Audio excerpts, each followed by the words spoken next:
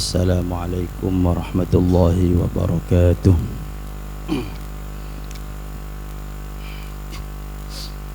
Bismillahirrahmanirrahim. Ila hadratin Nabi Mustafa Muhammadin sallallahu alaihi wasallam wa alihi wa azwajihi wa dhurriyyatihi wa ashabihi ajma'in wa ila jami'il ma'amilina syahida salihin jamil awliya usmi sallallahu alaihi Syekh Hamdul Qadir Al-Jilani wa syabil hasan syadili wa syabi yasid al-Basqami wa askarni wa hujjatil Islam bi Hamid Al-Ghazali wa Syekh Ahmad At-Tijani wa Syekh Ad-Dawsuk wa Syekh Hasan Adil Arba'ah wa imam fil aqidah وإمام في الحديث وإلى مؤلف الحديث الفسر المصنف المؤلف الشيخ محمد مرتضى الزبيدي والشيخ نور الدين حسن بن عبد المحسن المعروف أبي عدبة وإلى جميع مشايخنا وشيخ مشايخنا رسول الله صلى الله عليه وسلم خصوصا جميعنا في معهدنا السدكير أولا وآخرا جميع مشايخنا في معهدنا بركة أولا وآخرا وإلى جميع المسلمين والمسلمات والمؤمنين والمؤمنات خصوصا أجدادنا وجداتنا موتانا ومن بنى وعمر هذا المسجد خصوصا الإمام في العقيدة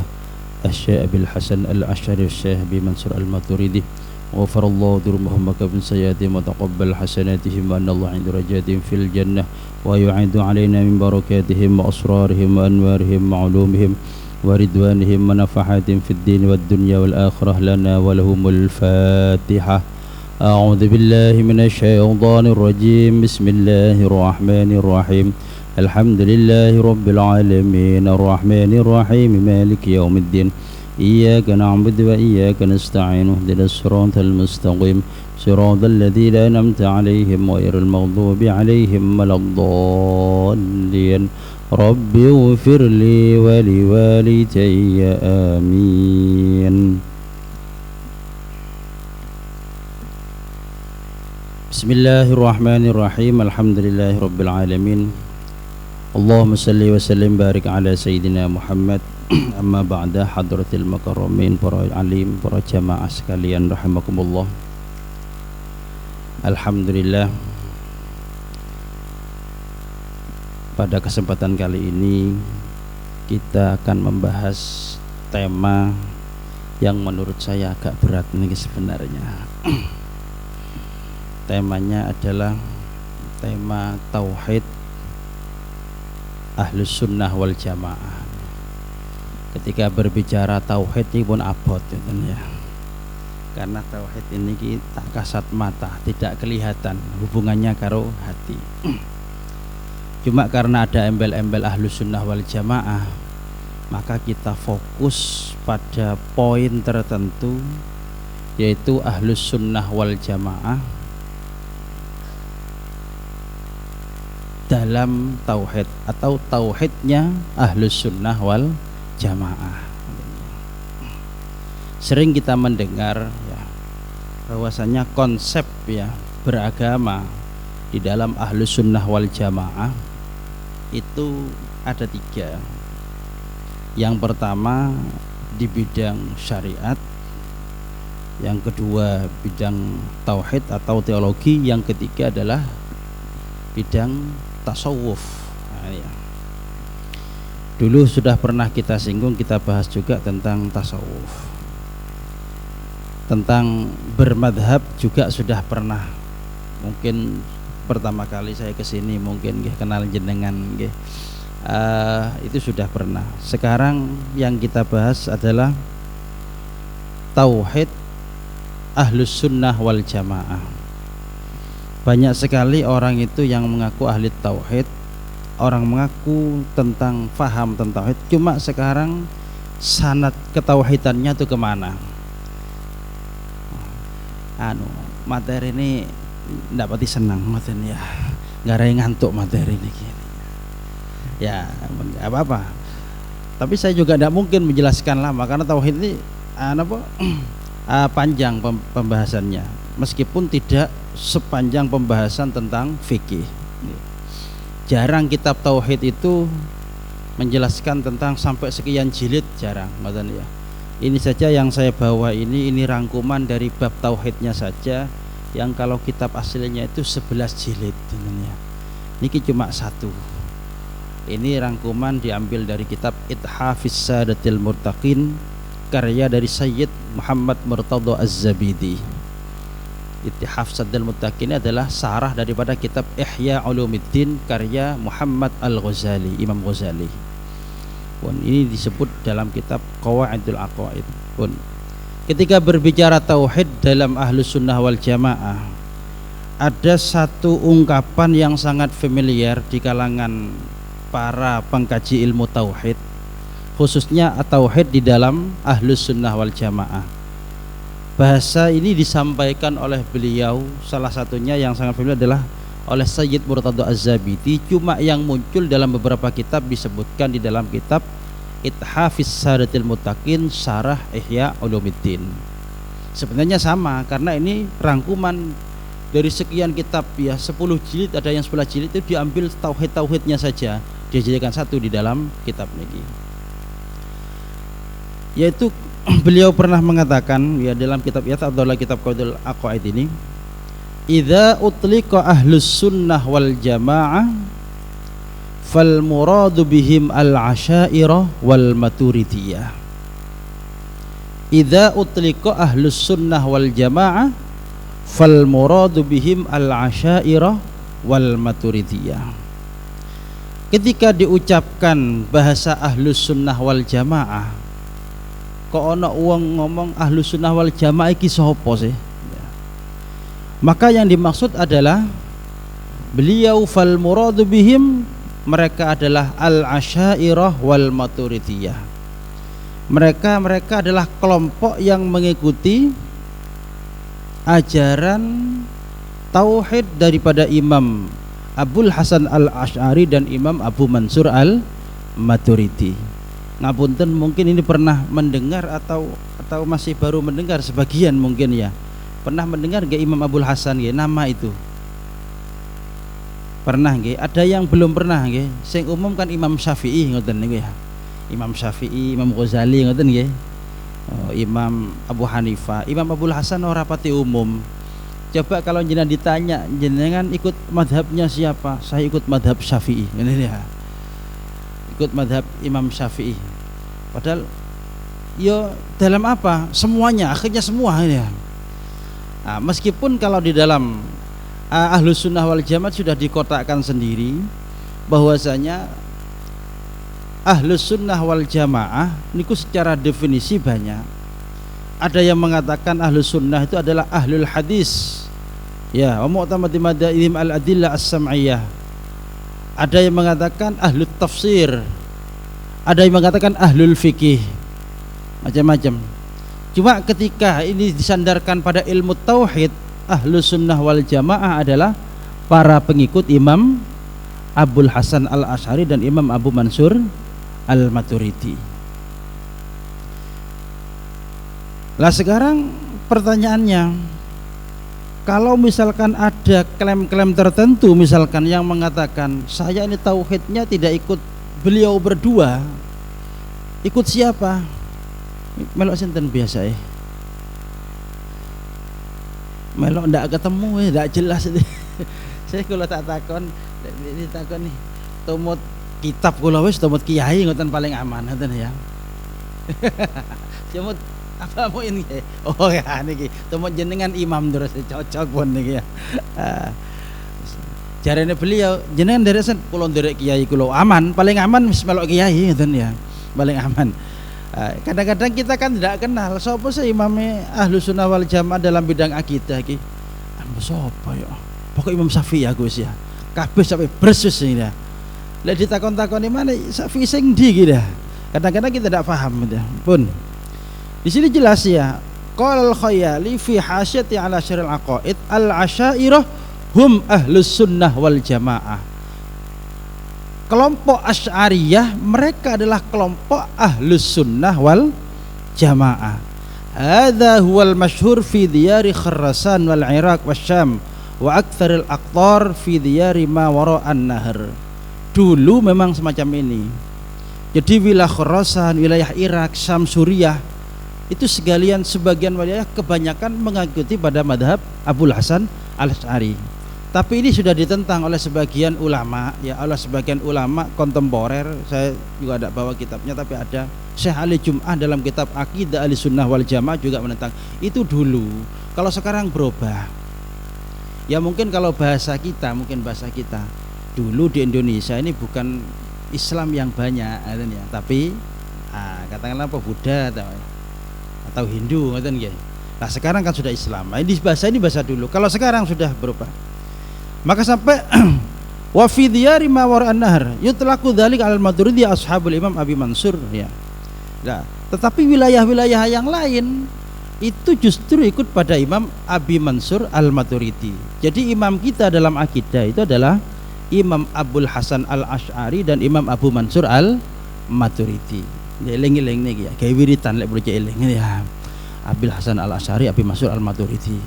Kok cek angel Al-Imam Asy'ari, Al-Asy'ari be Al-Mansur. Engko kadang-kadang keliru sapa sih Imam akidah? Imam Hasyim Asy'ari. Wis seje ya. Niku pendiri NU ya. Abul Hasan Al-Asy'ari dan Abu Mansur Al-Maturidi. Dua ini saja sudah. Dan ulama-ulama yang berada di bawahnya beliau atau ulama-ulama yang sepemikiran dengan beliau. Sekarang kalau kadang-kadang ada orang yang bertanya ya, kira-kira apakah beliau berdua Abul Hasan Al-Asy'ari dan Imam Mansur Al-Maturidi ini, apa kira-kira mereka tidak ikut kelompoknya Imam Syafi'i? Kadang-kadang ada yang bertanya seperti itu. Kenapa kita ini kok ikut Imam Abul Hasan Al-Asy'ari atau Abu Mansur Al-Maturidi? Ikut salah satu dari beliau. Kalau kita dalam fikih kan ikut salah satu dari 4 nggih. Ada Imam Abu Hanifah, Imam Malik bin Anas, Imam Syafi'i atau Imam Ahmad bin Hambal. Jenengan tidak harus ikut semuanya. Ikut salah satunya saja. Jenengan ikut semuanya juga boleh. Bi kate rada-rada aneh kan ya.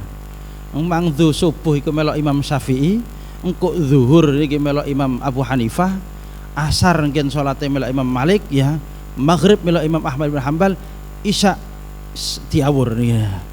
Iki melok sing dia. Jenengan kalau paham betul gak ada masalah. Boleh. Biar jenengan saya pagi ini mau nikah satu, yang pertama ikut madhab Abu Hanifah ya. Kemudian nikah yang kedua nanti saya ikut Imam Ahmad bin Hambal ya. Engko sing terakhir tak kelompokna wali-waline ono, saksine ono melok Imam Syafi'i. Wah ya. Sing terakhir Abu Hanifah enggak ada wali misalkan ya. Melok Imam niki enggak ada saksi misalkan ya. Kemudian yang terakhir saya ikut madhab Syafi'i karena sudah kumpul wali dan saksinya semua. Sekalian saya ikut madhab Syafi'i. Oke monggo. Yang penting tahu syaratnya. Ojo melok separuh-separuh. Yang bahasa kan ikut separuh-separuh.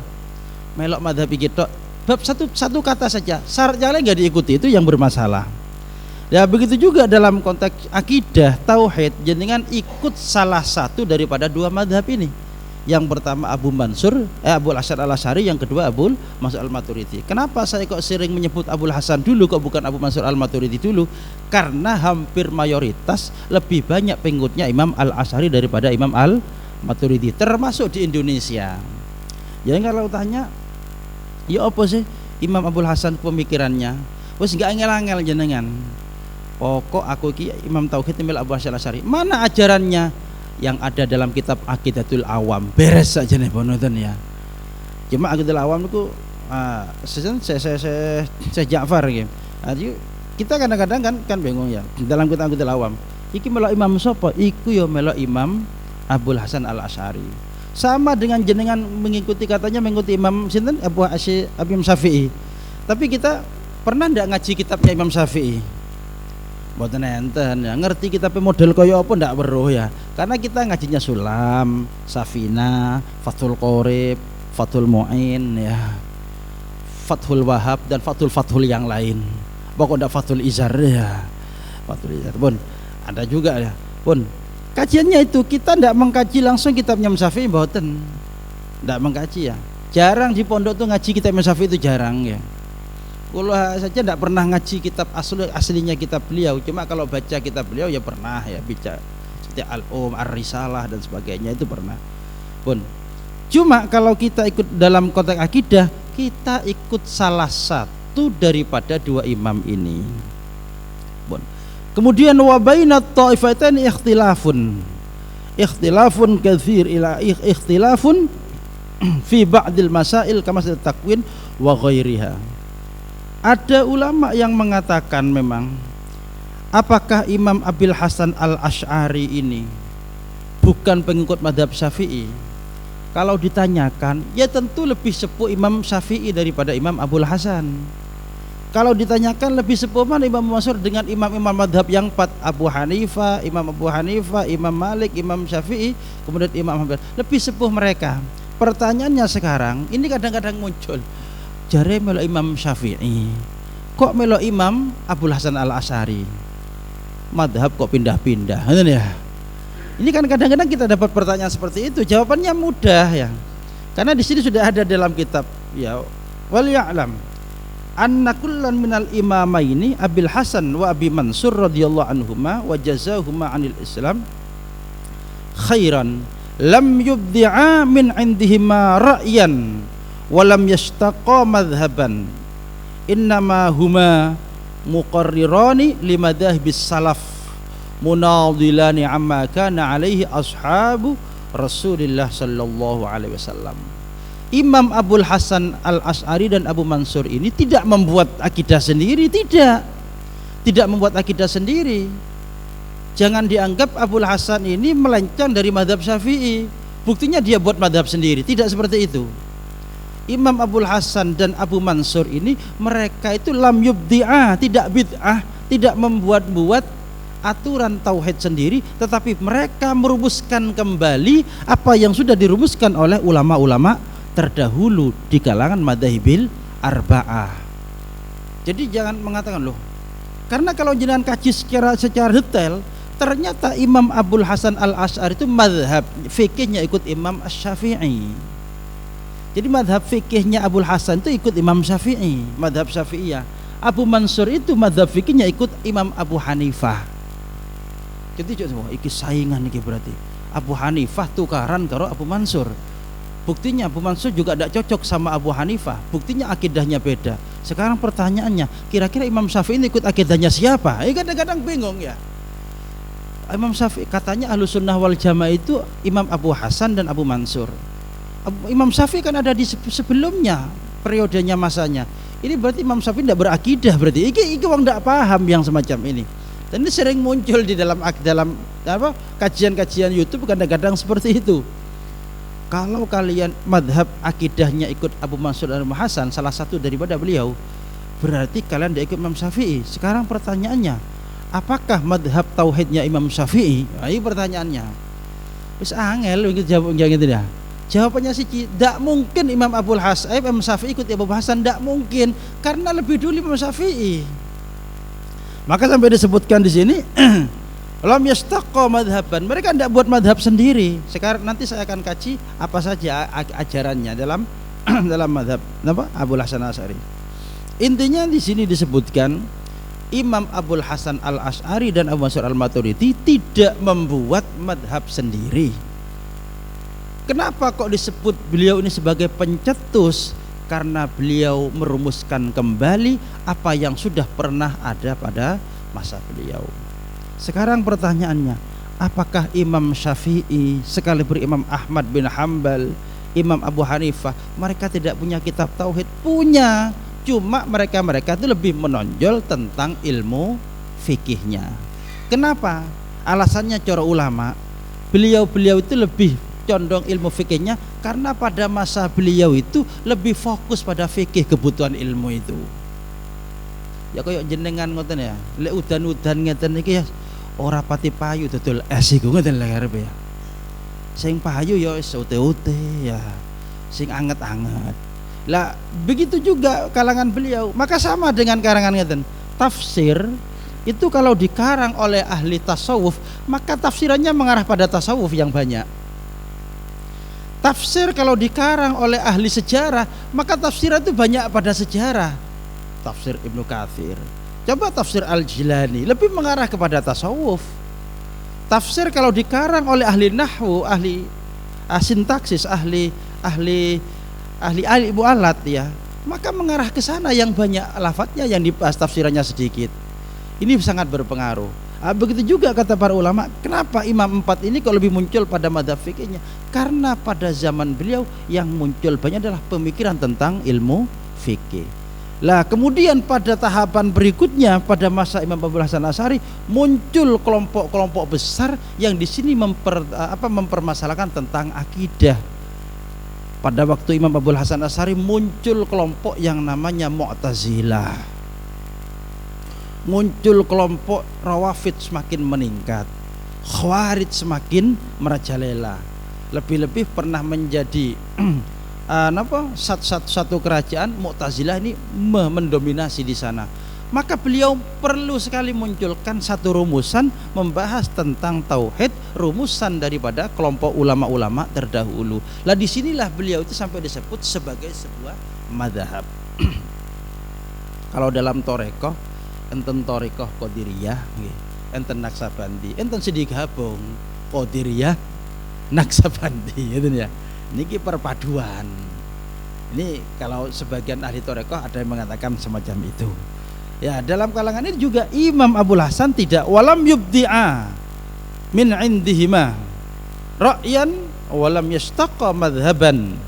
Mereka berdua tidak membuat madhab.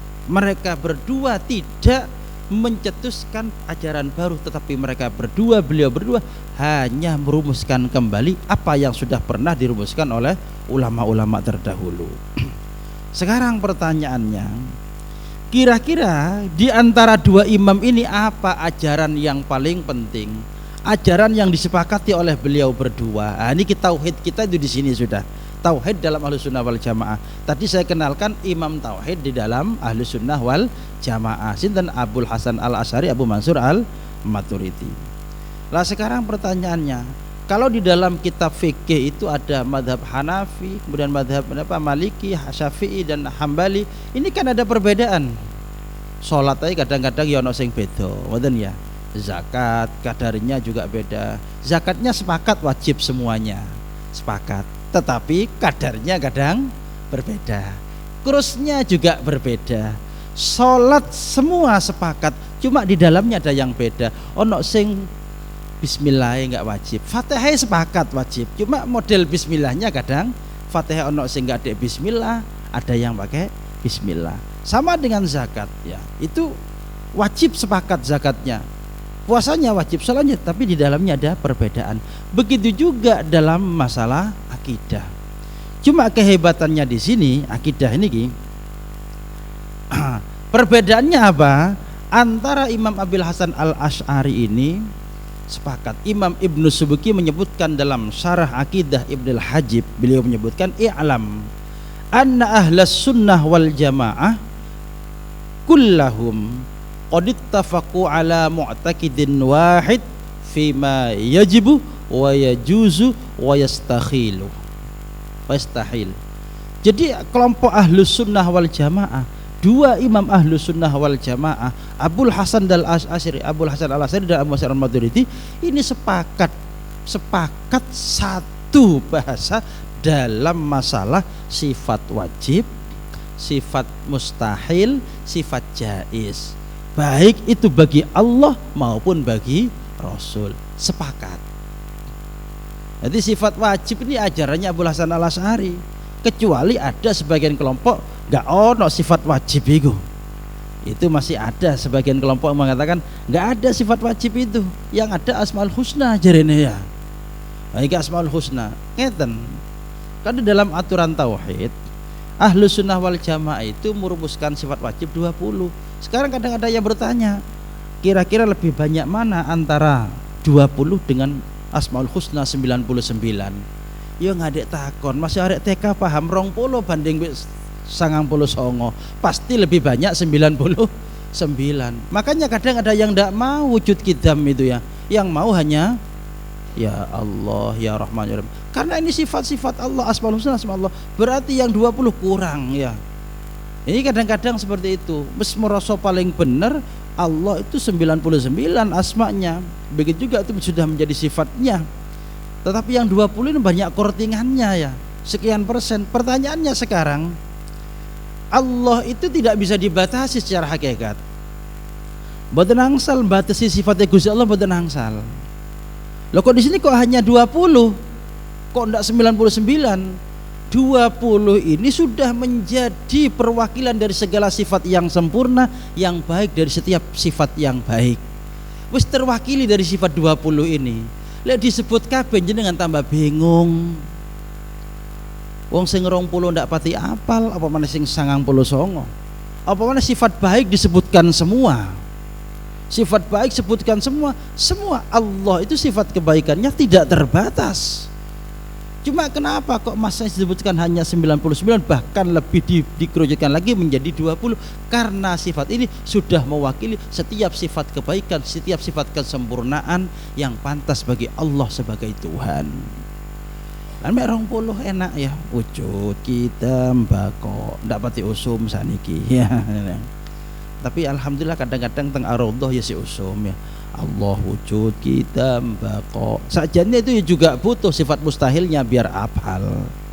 Adam hudus fana mumatsalatun lil hawadisi ikhtiyaj li ghairihi ta'addud ajzun karoha. Oh tambah ada hafal ya.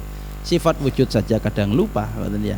Wujud kita mbako. Jane niku damel pujian pisan kok ndak biasa, mboten biasa akhirnya mboten hafal. Jadi kalau kita lihat dalam kitab Aqidatul Awam ya, wajib bagi setiap mukallaf itu hafal sifat wajib, sifat mustahil, sifat jaiz bagi Allah dan bagi Rasul. Disebut dengan akidah 50. Sifat wajib bagi Allah 20, mustahil bagi Allah 20, jaiznya 1. Wajib bagi Rasul 4, mustahil bagi Rasul 4, jaiznya 1. 50 pas, 41 tambah songo 50, maka disebut akidah 50. Sing apal kari 20 tok. Oh ono malih apal Siddiq amal tabligh fatona apal 24 berarti. Karene mbuh titip nang di wis titip nang pengajian ngono niki. Jadi disebutkan ya Allah napa kulluhum qad ittafaqu ala mu'taqidin wahid fima yajibu wa yajuzu wa yastahil. Jadi yang prinsip di dalam tauhid itu ini sudah. Jenengan kalau paham betul akidah 50 tidak akan kemana-mana. Contoh misalkan gini, ini tauhidnya kita sudah, ndak angel-angel nggih. Ahlu sunnah wal jamaah sudah saya urut dari depan. Tauhidnya kita wujud, qidam.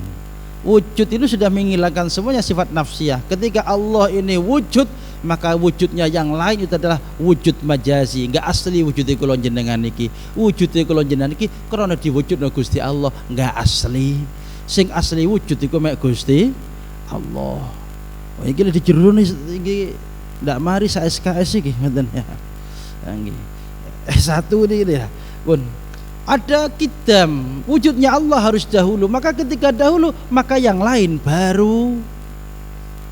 Enggak enten pun lihat Gusti Allah niki wujud hakiki, bahkan yang lain adalah wujud majazi. Maka ketika ada orang mengatakan enggak ono lihat sing ono mek Gusti Allah tok, ya bener ya.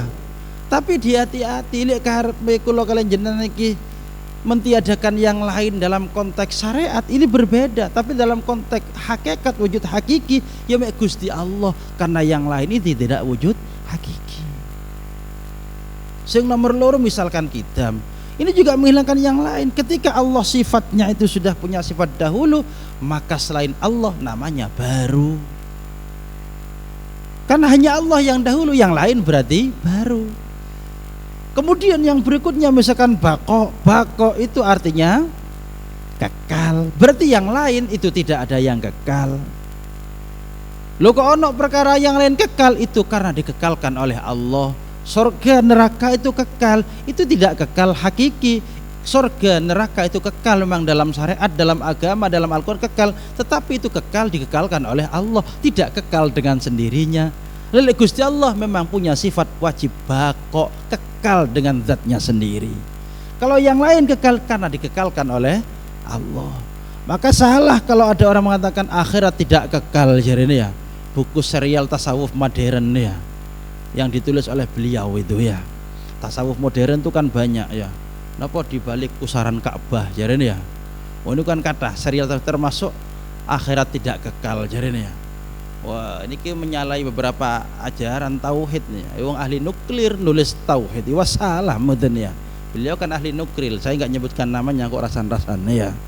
Nulis ahli nuklir kok nulis agama. Mergane jenengan lek tutulan jamu aja ngomong agama wis ya. Wis keliru wis ngoten nggih. Apa boleh ngare gelis kiamat. Koyok kula ngeten kate ngomong tukang, itu tetap geli kiamat ya karena bukan ahli nih. Wong paku ndak ngerti urutannya. Iki paku apa jenenge? Nama paku saja saya ndak tahu ya. Maka saya ndak paham ya. Wis ahlinya di mana? Wis jangan jenengan kalau bicara agama semua, saya terancam ini Santi ya. Akeh saingan ya aku iki suwe-suwe. Makanya kalau kadang-kadang iki ngomong agama kabeh ya. Kiai kabeh Gus ya. Iki suwe-suwe gak ono sing ngaji wis merasa ini.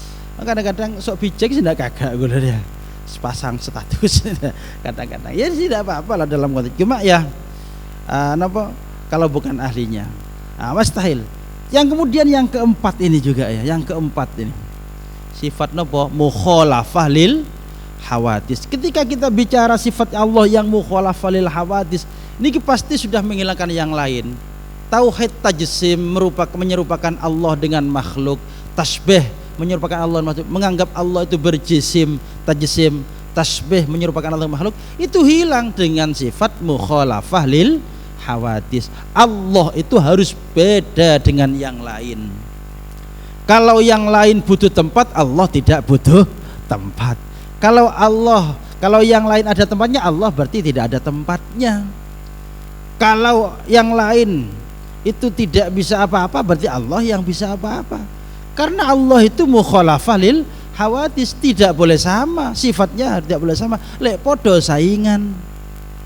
Ya ora ono pangeran saingan iku, pangeran iku ndak ono loro karena ditentang oleh sifat berikutnya wahdaniyat. Allah itu esa. Qul huwallahu ahad. Lah niki yang paling penting. Kenapa?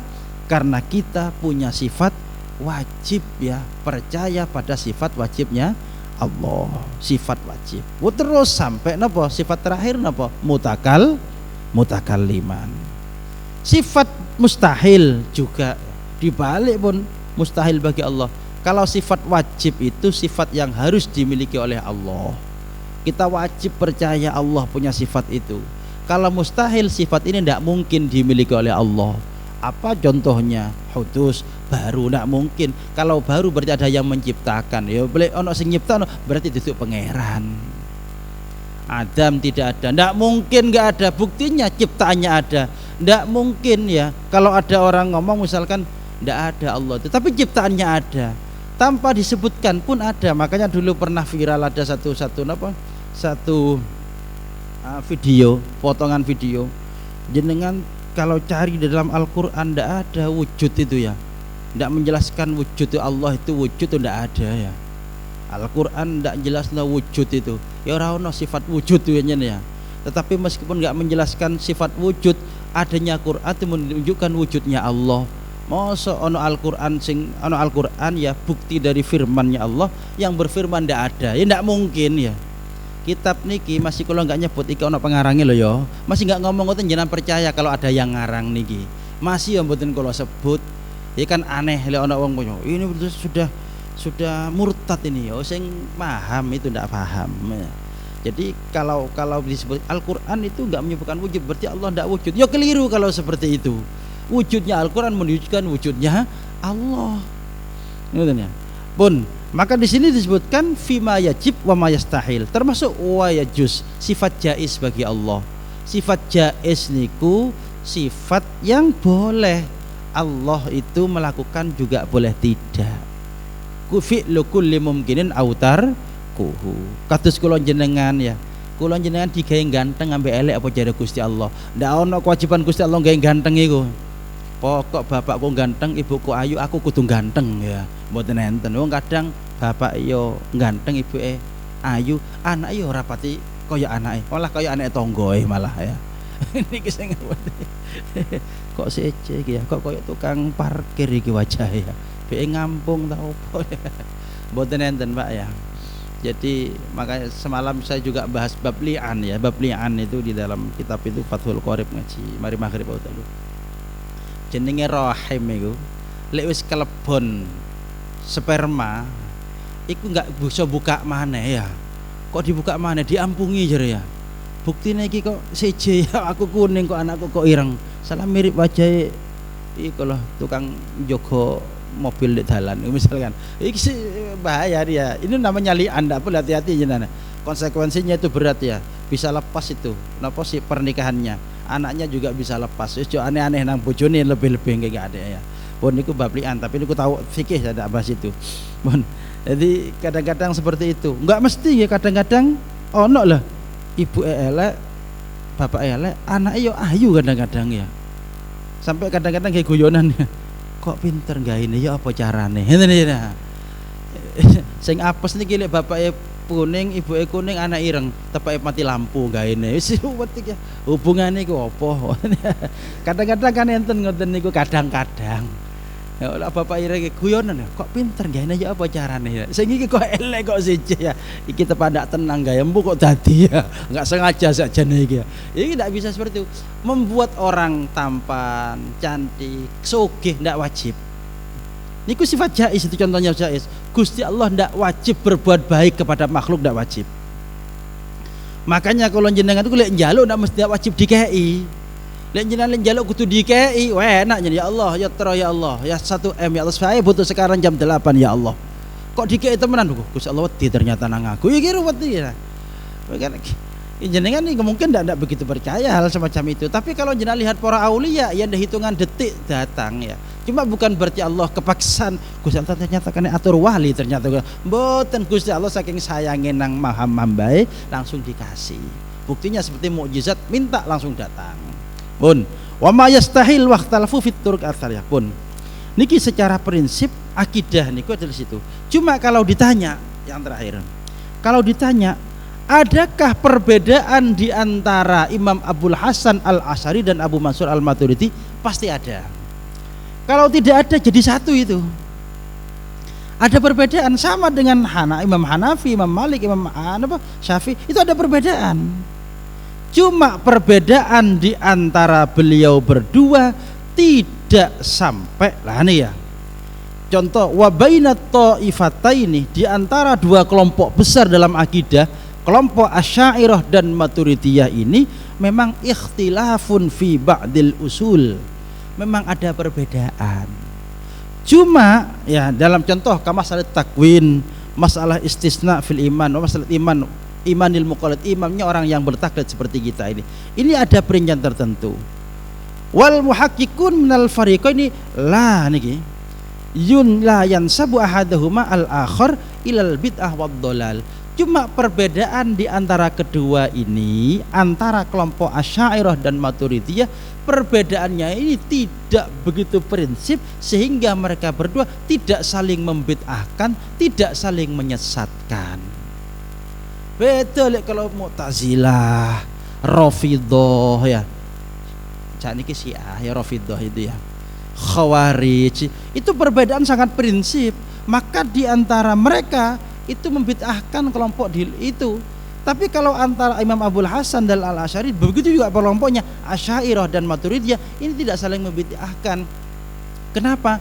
Karena berbeda dalam konsepnya saja. Secara prinsip sama, sifat wajib, sifat mustahil, sifat jaiz sama menurut beliau. Cuma bahasanya ada perbedaan, wujudnya apa saja. Wujud pada wujudnya, cuma wujud ini apakah sifat atau wujud itu adalah zatnya Allah, langsung nang Gusti Allah. Ngoten mawon ya, bedanya di sana. Lah ini kalau pengen tahu perbedaannya ada di dalam kitab ini. Nah niki Ar-Raudhatul Bahiyah fima bainal Asy'ariyah wal Maturidiyah. Teng mriki niki enten perbedaane kabeh. Ini tidak mungkin saya baca satu-satu niki, ngoten nggih. Nggih.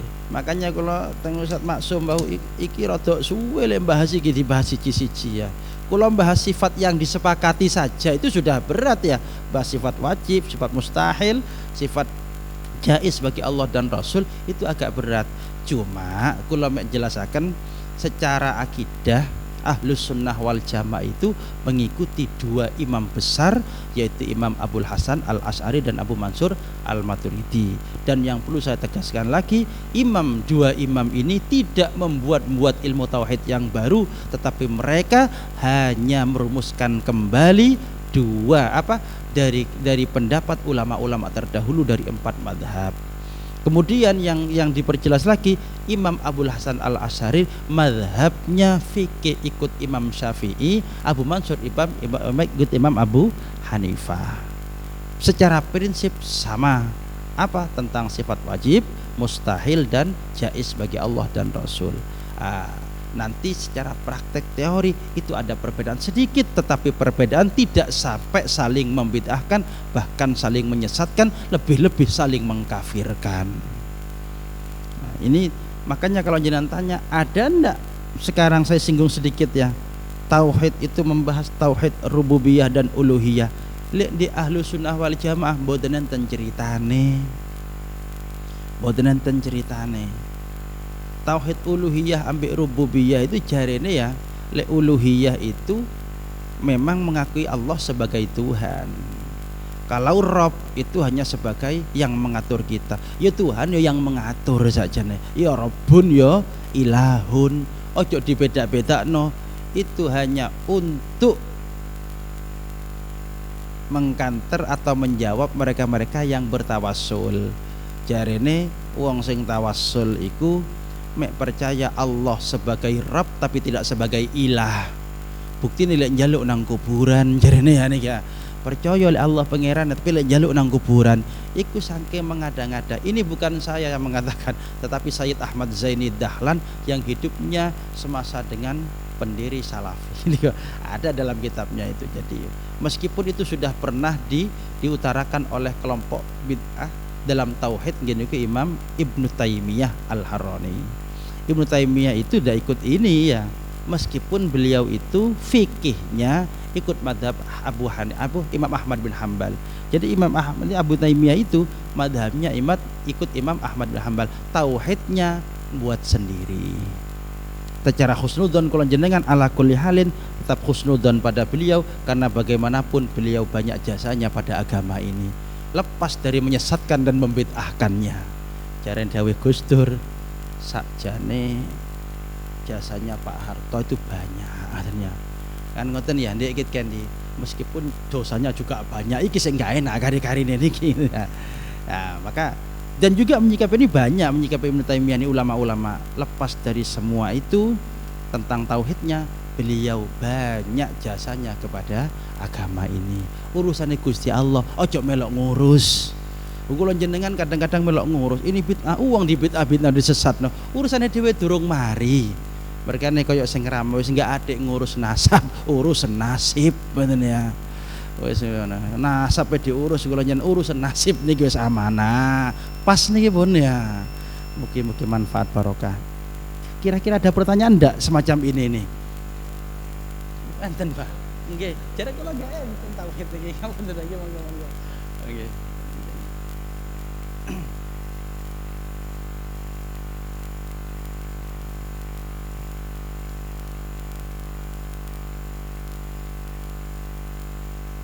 Oh seolah-olah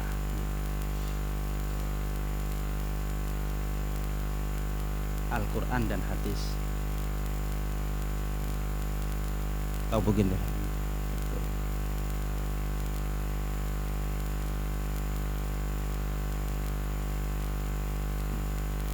kan murid-muridnya sampai para imam-imam Ustadz Fathul Mu'in barang nih ya.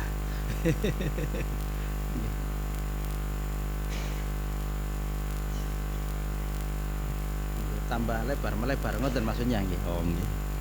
Pertanyaannya,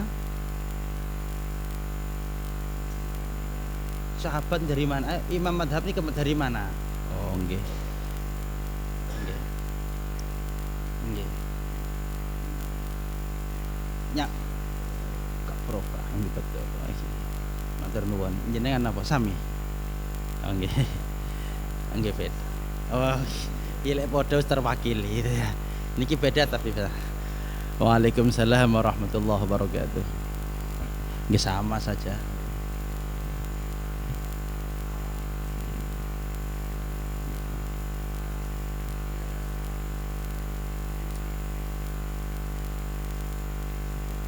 Aja. Nggih. Nggih, nggih. Dengan madhab sama. Waalaikumsalam warahmatullahi wabarakatuh. Tak pikir gampang, ternyata nggih repot pisan. Enten malih ler menawi. Mboten nggih, cukup nggih. Ono perwakilan pun nggih. Ya. Iki jane dawa niki, iki nambah setengah jaman jane ngoten ya. Pun yang pertama tadi bahasanya apakah imam-imam madhab itu membuat ajaran baru? Nggih.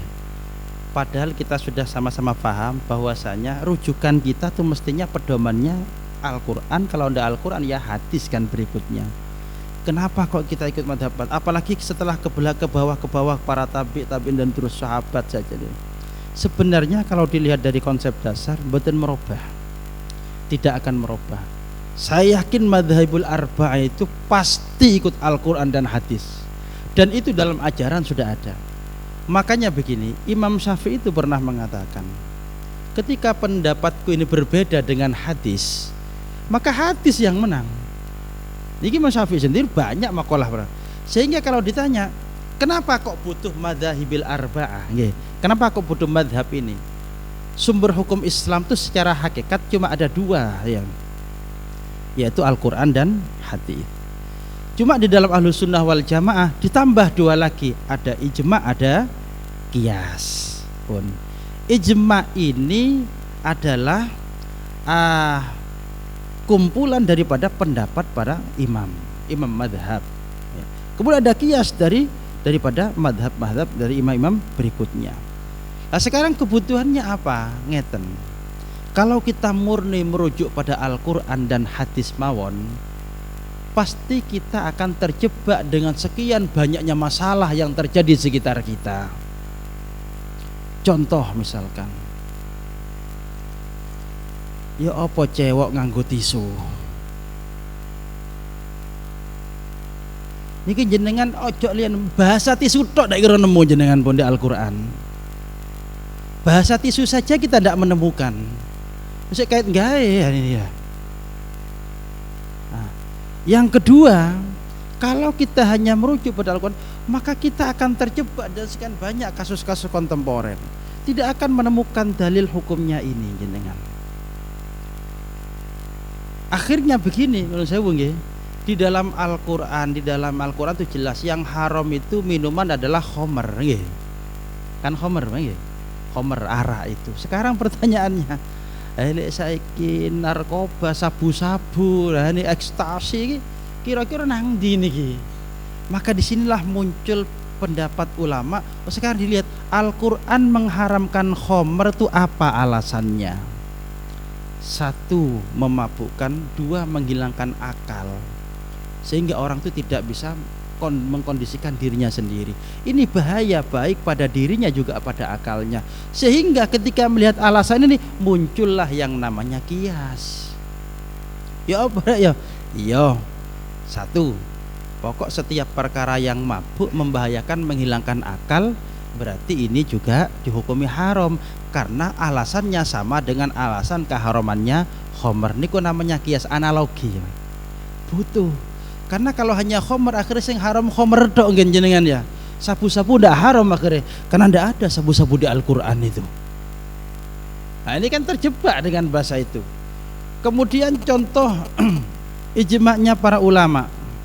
Ijma' itu juga melihat sampai disebutkan contoh ijma' yang sangat familiar di kalangan kita. Dan ini dilakukan di zaman sahabat bukan di zaman Nabi. Tarawih niku nggih. Tarawih itu dilakukan mulai rakaat pertama sampai 20 itu di waktu sahabat Umar bin Khattab. Di zamannya Kanjeng Nabi mboten enten tarawih model-model ngoten niku. Di zamannya Kanjeng Nabi tarawih niku menurut sebagian riwayat yang banyak ya cuma 8 rakaat, kemudian pulang dilanjutkan di rumah masing-masing sampai 20.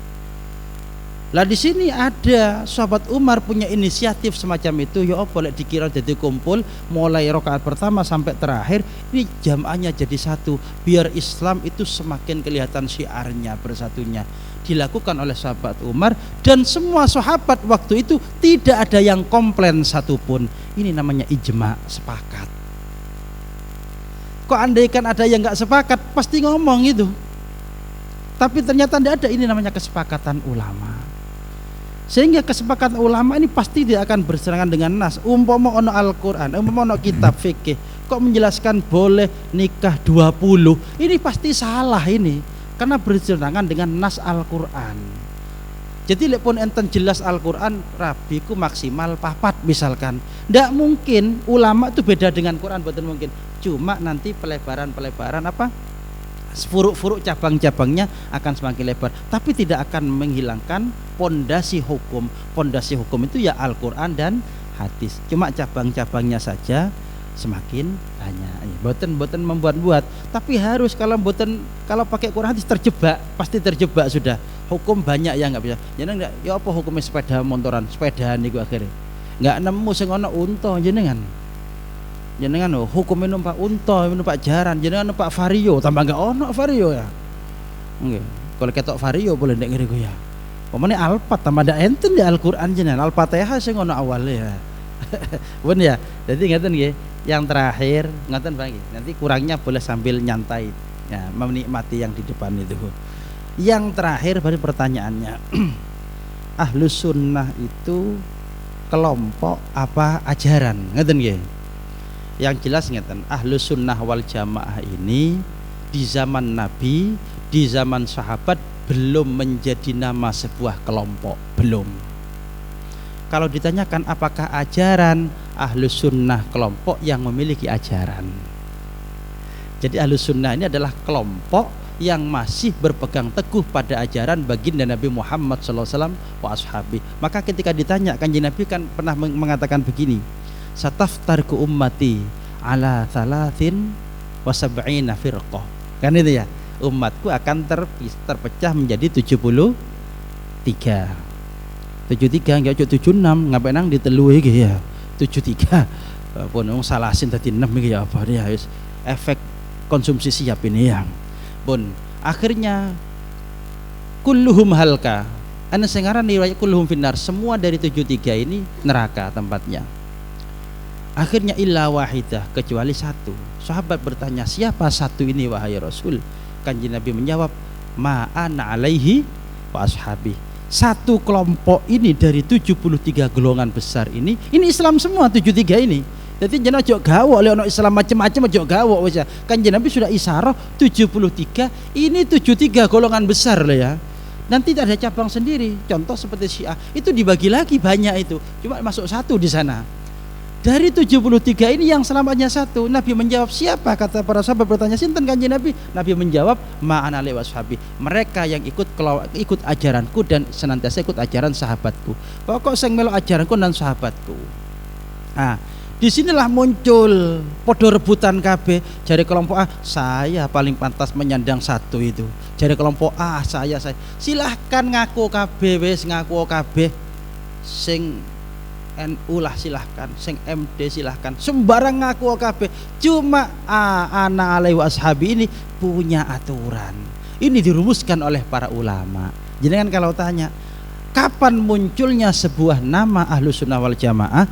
Kalau muncul sebagai sebuah nama kelompok, ya di zamannya Imam Abil Hasan Al-Asy'ari. Tapi kalau istilah itu sudah muncul di zamannya sahabat Ibnu Abbas. Sahabat Ibnu Abbas niku sudah pernah merumuskan bahasa ini ketika meriwayatkan mentafsirkan ayat yauma tabyaddu wujuhun wa taswaddu wujuh. Orang yang putih wajahnya adalah mereka kelompok Ahlus sunnah wal jamaah. Itu adalah mereka yang Ahlus sunnah wal jamaah. Cuma ini belum menjadi nama sebuah kelompok, belum. Tapi istilah itu muncul di zamannya sahabat Abdullah bin Abbas. Insyaallah Abdullah bin Abbas. Nggih, Abdullah bin Abbas insyaallah ya riwayatnya itu. Kemudian sekarang pertanyaannya, apakah ini kelompok? Kalau ditanyakan ini adalah kelompok Ahlus sunnah wal jamaah, firqah an-najiyah, kelompok sing selamat. Sekarang kalau ajaran enggak, kelompok ini ada ajaran. Lah ini baru. Apakah ajaran? Bukan. Kalau Ahlus sunnah adalah kelompok tapi yang memiliki ajaran. Ajaran apa? Secara prinsip ada 3. Ajaran dalam pandangan syariah, dalam pandangan akidah, dalam pandangan tasawuf. Syariatnya tadi sudah diantara salah satu 4 madhab, akidahnya salah satu 2 madhab tadi, kemudian tasawufnya ada sekian Imam Al-Ghazali, kemudian Abul Hasan Asy'ari, ada yang Abu Yazid Al-Bistami dan ulama yang sepikiran dengan beliau. Niku mawon secara umum kelompok. Apakah jenengan harus tahu? Harus. Maka saya sering menyampaikan, salah memilih kelompok satu tiket menuju neraka. Kenapa apalagi? Nabi mengisyaratkan kulluhum mahlalka. Semua 73 ini neraka temannya, rusak mereka itu, sesat, kecuali hanya satu. Berarti kan kalau salah pilih yang 72 kan bahaya ini. Apakah tidak bisa masuk surga? Ya iso, tapi satu tiket sudah ke sana. Belum tiket ndelok wong wedok, belum tiket rasan-rasan, belum tiket ini ya. Salah milih kelompok ini bisa berdampak pada neraka. Maka sampai dijelaskan dalam beberapa kitab ngoten nggih. Nah, sampun nggih. Teman-teman nggih, mugi-mugi manfaat barokah. Mangke dilanjut santai mawon nggih. Al-Fatihah.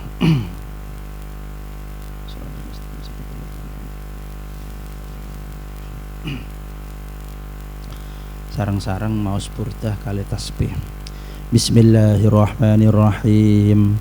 Maulaya salli wa sallim daiman abada ala habibika khairil khalqi kullihim huwal habibul ladzi turja fa'atuhu likulli hawlin minal أهوال مقتحم يا ربي بالمصطفى بلغ مقاصدنا واغفر لنا ما مضى يا واسع الكرم يا أرحم الراحمين يا أرحم الراحمين يا أرحم الراحمين فرج على المسلمين سبحان ربك رب العزة عما يصفون سلام على المرسلين والحمد لله رب العالمين سبحان ربك رب العزة عما يصفون سلام على المرسلين والحمد لله رب العالمين سبحان ربك رب العزة عما يصفون وسلام على المرسلين والحمد لله رب العالمين والعفو منكم ثم السلام عليكم ورحمة الله وبركاته.